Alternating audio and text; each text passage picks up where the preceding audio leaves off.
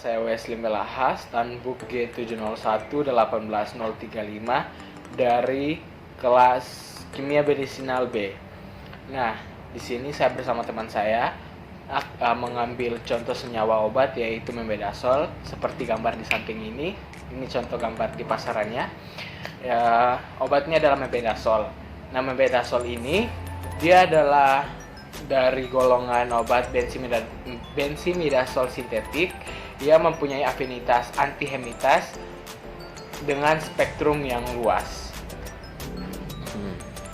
Nah, untuk indikasi dari mebendazole sendiri, dia dapat digunakan sebagai terapi untuk membunuh cacing atau menghilangkan cacing yang ada di tubuh manusia, khususnya untuk cacing giling, Ascaris umbricoides, maupun cacing cambuk seperti dengan nama Latin Trichuris trichuria.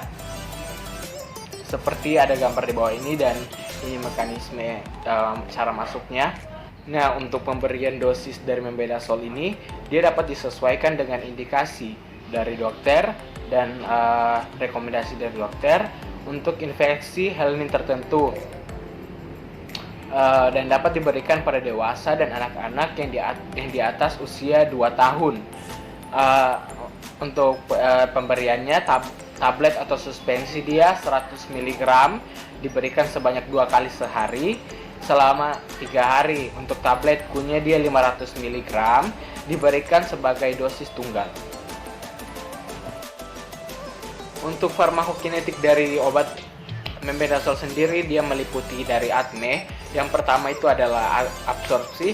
Nah, untuk absorpsinya dia ini mebendazole dia yang diminum hanya akan diabsorpsi kurang dari 10%. Nah, mebendazole yang diminum akan mencapai kadar puncak dalam serum sekitar 2-4 jam. Absorpsi ini akan meningkat jika mebendazole dikonsumsi dengan makanan yang berlemak. Nah, untuk distribusinya sendiri, dia mebendazole didistribusikan ke dalam darah, lemak, komental, panggul, paru, kristik hepar, otot, melewati sawar plasenta dan kadar tertinggi di hepar. Untuk mendistribusikannya dia, mebendazole harus berikatan dengan protein. Nah, dan sesegera itu langsung diubah dalam bentuk metabolit inaktif sehingga nanti dapat menginaktif dari sel dari cacingnya tersebut. Terima kasih. Dan untuk metabolisme dari obat mebendazole ini mebendazole ini dia di metabolisme terutama di hepar atau di hati. Bentuk awal akan diubah menjadi 2-amino 5-benzoil benzimidazole dan beberapa bentuk inaktif seperti metabolit hidroksil dan hidroksilamino.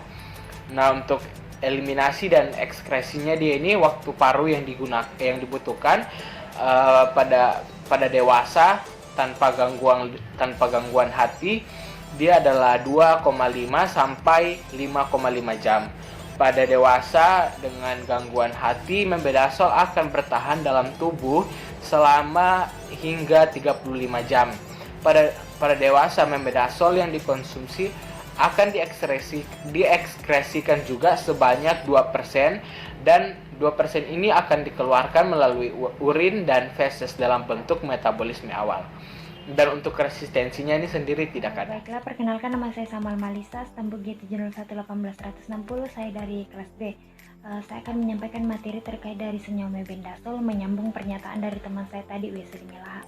Nah, senyawa mebendazole ini ternyata senyawa dari kelompok benzimidazole, memiliki rumus kimia yaitu C16, H13, N3, dan O3. Kemudian untuk rumus strukturnya teman-teman bisa lihat di atas ini adalah rumus struktur dari senyawa mebendazole. Nah, senyawa mebendazole ini memiliki massa molar yaitu sekitar 295,293 gram per mol. Kemudian memiliki titik lebur sekitar 288,5 atau setara dengan 551 derajat Fahrenheit. Nah, teman-teman, ternyata senyawa mebendazole ini senyawa yang tidak larut loh dalam air, tetapi senyawa mebendazole ini bersifat hidroskopis sehingga stabil dalam keadaan yang terbuka. Nah, kira-kira menurut teman-teman, senyawa mebendazol ini akan berefek apa ya pada tubuh cacing? Nah, teman-teman, ternyata senyawa mebendazol ini akan berefek pada hambatan pemasukan glukosa ke dalam cacing secara irreversibel, sehingga dia akan mengakibatkan pengosongan glukogen pada cacing. Nah, senyawa mebendazol ini juga akan menyebabkan kerusakan struktur subseluler dan menghambat sekresi asetilkolinesterase cacing. Nah, teman-teman, ternyata senyawa mebendazol ini merupakan antihelmintik sintetik spektrum luas. Kira-kira ada nggak ya yang tahu bagaimana caranya mekanisme kerja dari senyawa mebendazol ini atau obat mebendazol bekerja pada cacing? Seperti yang sama-sama kita tahu bahwa obat mebendazol ini akan menghambat efek polimerase tubulin pada helmin, sehingga helmin akan kehilangan mikrotubul di sitoplasma. Nah, helmin yang dewasa nanti sama helmin yang larva akan mengalami gangguan sehingga terjadi penurunan produksi ATP dan akan mengakibatkan si helmin ini kehilangan fungsi bergerak dan berkembang biak. Nah, teman-teman, ternyata obat dari mebendazol ini akan berefek baik loh pada telur cacing, pada larva cacing dan cacing dewasa. Untuk pemberiannya sendiri biasanya obat cacing ini diberikan melalui rute oral. Namun, apakah teman-teman tahu bahwa ternyata obat dari mebendazol ini memiliki bioavailabilitas sistemik yang rendah?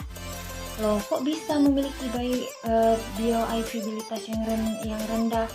Sedangkan kan katanya tadi berefek baik pada telur, larva, sama cacing dewasa. Nah, teman-teman, obat dari mebendazol ini memiliki bioavailabilitas sistematik yang rendah karena absorpsinya yang cukup buruk dan mengalami perfas hepatik metabolit yang cepat. Kemudian untuk ekskresi dari obat mebendazol sendiri ini yaitu ekskresi utamanya melalui urin dalam bentuk metabolit yang utuh sebagai hasil dari dekarbosilasi yang dihasilkan dalam kurun waktu 48 jam. Nah, dan juga akan ada metabolit dalam bentuk konjugasi yang diekskresikan bersamaan dengan individu. Mungkin itulah materi mengenai senyawa atau obat mebendazol yang disampaikan oleh saya dan teman saya Wesley tadi. Kurang dan lebihnya kami mohon maaf. Jangan lupa video ini di like dan komen. Terima kasih banyak dan sampai jumpa di video selanjutnya. Bye bye.